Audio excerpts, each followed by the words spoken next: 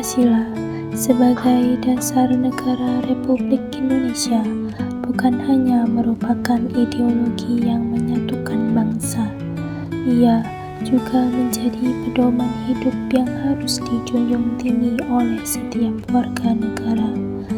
Sebagai negara demokratis, Indonesia memberikan ruang bagi setiap warganya untuk menyampaikan pendapat. Kebebasan berpendapat adalah hak yang dijamin oleh Undang-Undang Dasar Negara Republik Indonesia. Namun, kebebasan ini tidak bersifat mutlak.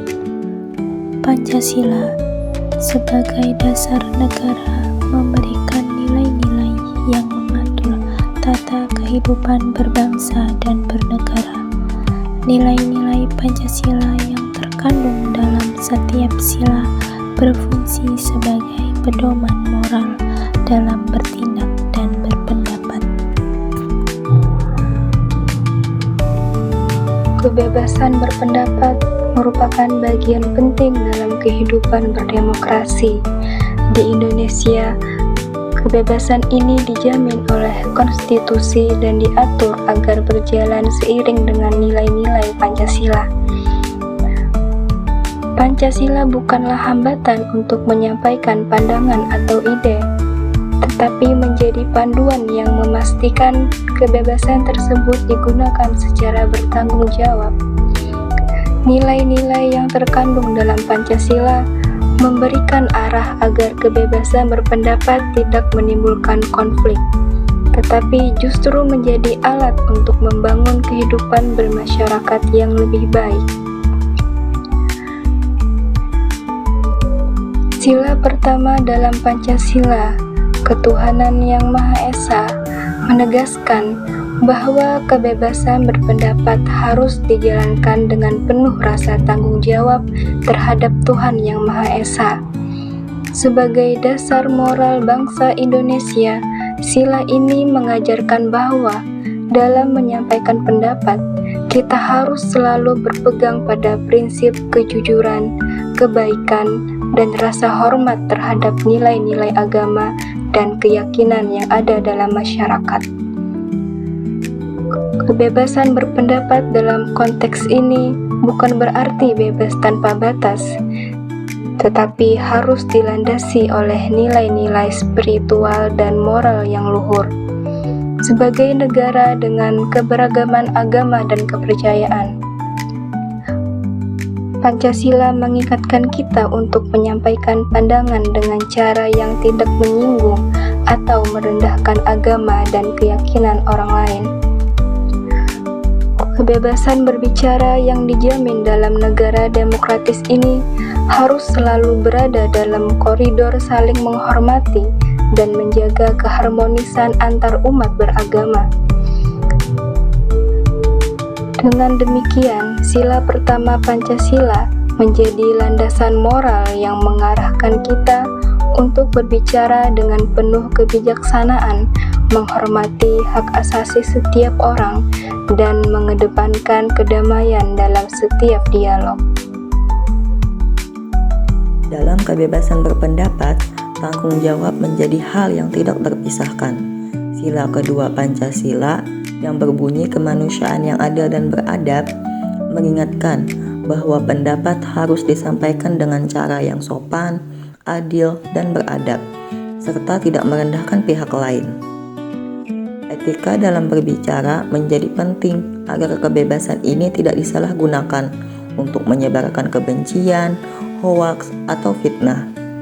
Dalam kebebasan berpendapat, keadilan bukan hanya soal menyuarakan apa yang kita pikirkan, tetapi juga mendengarkan orang lain dengan penuh rasa hormat.